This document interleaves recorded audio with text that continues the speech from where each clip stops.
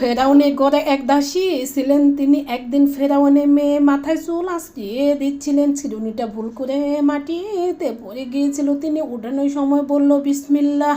ফেরাউনের মেয়ে সেটা শুনে ফেললো এবং বলল, তুমি এটা কি বলেছো? এখন দাসী বলল, আমার এবং আপনার পিতা রব একমাত্র মহান আল্লাহ তাআলা।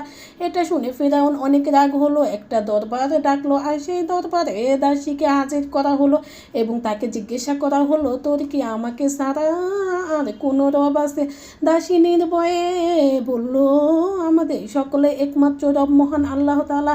ফেরাউন তখন একটা বড় কড়াইতে তেল গরম করে সেই দাসী ও তার বাচ্চাকে পুড়িয়ে ফেলার হুকুম দিল। ফেরাউনের হুকুমে তার বাচ্চাদেরকে এক এক করে গরম তেলের মধ্যে ফেলে দেওয়া হচ্ছিল। সর্বশেষ ছিল তার কোলে 5-6 মাসের দুধের বাচ্চা। সেই বাচ্চাকে সে অনেক বেশি ভালোবাসতো। সেই বাচ্চাকে বাঁচাতে সে পিছুপা হচ্ছিল, কিন্তু মহান আল্লাহ তাআলার কুদরতি জবান বাচ্চার মুখে ফুটে উঠল।